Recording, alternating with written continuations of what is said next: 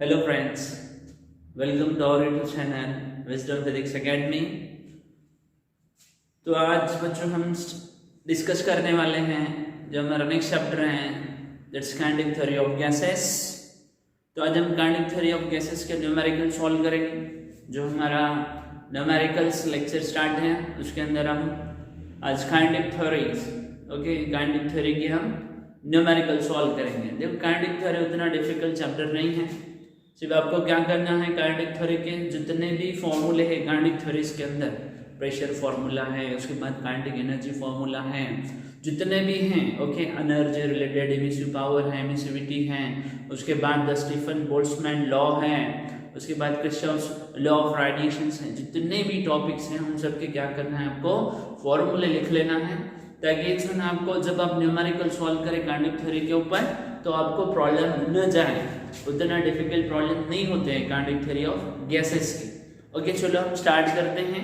देखो first numericals क्या है काइनेटिक थ्योरी ऑफ गैसेस का। Find the mass of 100 centimetre cube. Find the mass of 100 centimetre cube of a gas at the normal temperature pressure if the RMS velocity of a gas molecule is 500 meter per second. That RMS velocity metre पर second 500 metre पर second, और उसने value दिया है 1 atmospheric pressure की। तो 1 atmospheric pressure कितना होगा, that's normal temperature and pressure, that 1 atmospheric pressure is 1.013 to 10 power of 5 newton metre square, newton पर मीटर स्क्वायर। ओके, ये दिए हुआ ये प्रॉब्लम्स हैं और इसका सबसे पहले हम डाटा लिख देंगे। तो वॉल्यूम कितना है देखो यहाँ पर, तो यहाँ पर वॉल्यूम दिया हुआ है, volume is 100 centimetre cube. Volume को कन्वर्ट करो तो मीटर के अंदर, तो यहाँ पर कितना होगा 100 सेंटीमीटर क्यूब है, मीटर में कन्वर्ट करना है। ओके, तो कितना होगा 10 to the power of -2 -3 to 10 power of 3 कितना होगा 10 to the power of -6 metre cube. ये हो गया वॉल्यूम। उसके बाद क्या then VRMS, how much is 500 metre पर सेकेंड। नेक्स्ट वैल्यू, और 1 एटमॉस्फेरिक प्रेशर का वैल्यू दिया, that's pressure is equals to 1 atmospheric pressure is 1.0 into 10 to the power of 5 newton पर मीटर स्क्वायर। ओके, ये हो गया हमारा गिवन डाटा, जिसमें भी हमारा वॉल्यूम है, ये भी हमारा आरएमएस वेलोसिटी है, फ्लक्चुएशंस हैं, क्यूबिकल बॉक्स के अंदर जितने भी नंबर ऑफ मॉलिक्यूल्स होंगे तो उसका जो वेलोसिटी होगा वहाँ पर हम नहीं बोल सकते कि वेलोसिटी फिक्स वैल्यू है, यहाँ पर फ्लक्चुएशंस हैं, positive negative all are the random motions. That's why the velocity of the molecule, that VRMS velocity, it's given 500 metre पर second, and the atmospheric pressure, that 1 atmospheric pressure, that normal temperature and pressures is 1. At the normal temperature and pressure 1.013 to 10 power of 5 newton पर metre square. Okay, अब हमें यहाँ पे find out करना है। क्या find out करना है, देखो उसने बताया find the mass of the, find the mass, हमें मास फाइंड आउट करना है।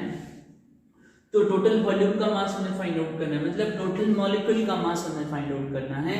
तो मैथमेटिकल एक्सप्रेशन है जो हमने प्रेशर्स के लिए फाइंड आउट किया था, कितना था बेटा, is 1/3 into rho into v square RMS। ये हो गया हमारा pressure equations. Then P equals to 1/3 as it is. Density है यहाँ पर डाटा डेंसिटी नहीं दिया हुआ है, तो हम डेंसिटी को कन्वर्ट करेंगे मास अपॉन वॉल्यूम। देखो कैपिटल A यूज कर रहे हैं, मास, टोटल मॉलिक्यूल्स का मास फाइंड आउट करना है, टोटल कंटेनर्स का मास फाइंड आउट करना है, दैट m/v। अगर यहाँ पर एक मॉलिक्यूल के लिए पूछता था तो ये n into small m use करते थे हम, इनटू क्या होगा, that's v square RMS। m का वैल्यू फाइंड आउट करना है तो m is equals to, m को इधर ले लो, टर्म्स क्या बने, then 3pv divided by v square RMS। Then capital M is equals to, data put कर दो, 3 इनटू प्रेशर का वैल्यू कितना है, is 1.031 13 into 10 to the power of 5 into multiply volume कितना दिया, volume is 100 into 10 to the power of -6, अलग ये 10 to the power of 2 है, 10 to the power of -6 है, तो यहाँ पर कितना बचा तो वॉल्यूम को हम लिख सकते हैं 10 to the power of -4 metre cube. तो यहाँ पर लिख दो 10 to the power of -4 and divided by VRMS। The value of velocity is 500, the 500 bracket square।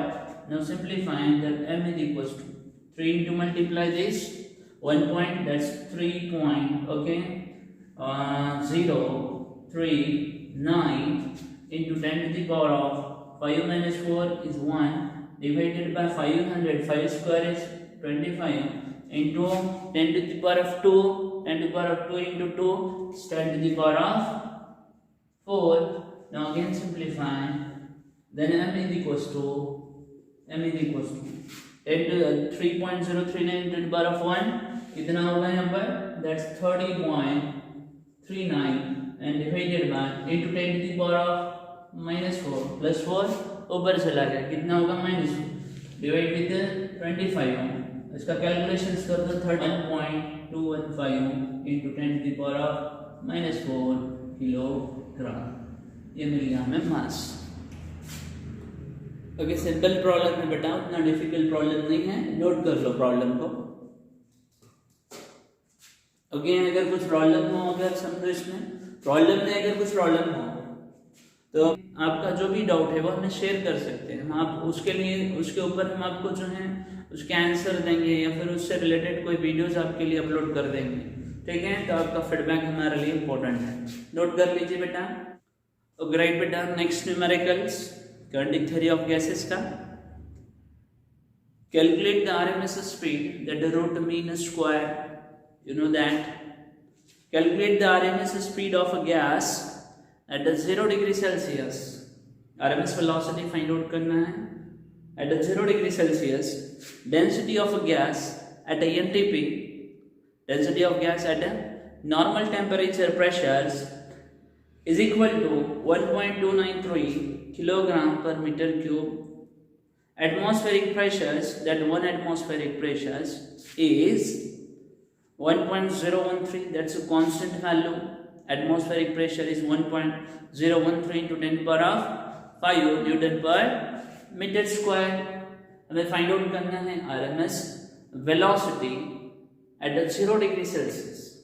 अब RMS velocity जो होगा ना, ये हमारा वेरिएबल टर्म्स होगा जो डिपेंड्स करेगा टेम्परेचर्स के ऊपर, इसलिए यहाँ पर 0 डिग्री सेल्सियस के ऊपर हमें फाइंड आउट करना है कि उसका RMS velocity कितना होगा मॉलिक्यूल्स का। ओके, तो यहाँ पर डाटा जो दिया हुआ है डाटा लिख लेंगे हम पहले।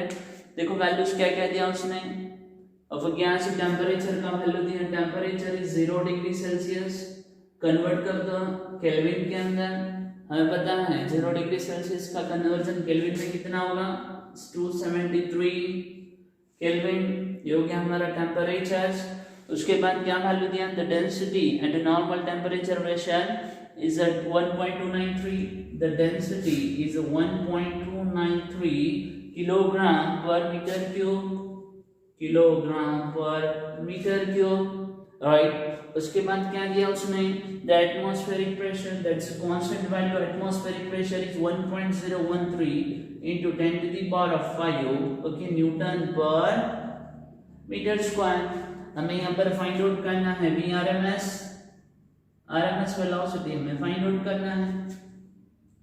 Okay, now simplify. अब हमारे पास जो एक्सप्रेशंस था उसी एक्सप्रेशंस को हम यूज करेंगे, राइट। प्रेशर का जो इक्वेशंस था, तो प्रेशर इक्वेशंस कितना है हमारा, pressure equation is 1/3 rho into, right, v square RMS, v square RMS, v RMS का वैल्यू फाइंड आउट करना है, then v square RMS that is equal to कितना मिलेगा, is 3p divided by rho, simply adjustment है, then VRMS is equals to VRMS, that is equals to under root of 3p divided by rho हो जाएगा। Simply हमने adjustment किया, हम यहाँ पर p का वैल्यू है, rho का वैल्यू है, इक्वेशंस में पुट करके हम वैल्यू फाइंड आउट कर सकते हैं।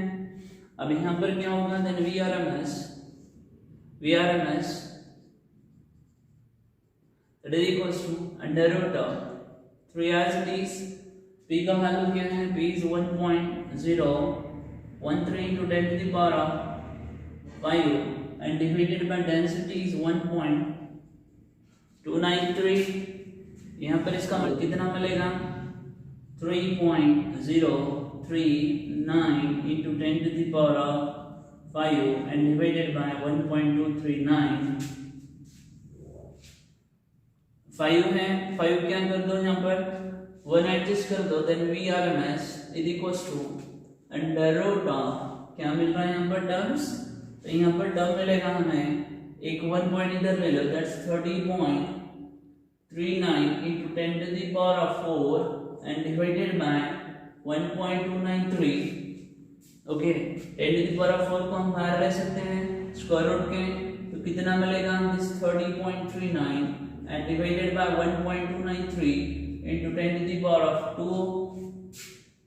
Now again simplify, इसका जो वैल्यू होगा then we are equation square root निकाल या फिर दोनों का डिवीजन कर दो, division to 10 to the power of into 10 to the power of this 2 as it is, हो गया मीटर पर सेकंड मिल गया, then VRMS that is equals to, इसको सिंपलीफाई कर दो, that's 484.8 मीटर पर सेकंड, ये हो गया हमारा VRMS। सिंपल प्रॉब्लम है बेटा, इतना डिफिकल्ट नहीं है, नोट कर लो प्रॉब्लम को।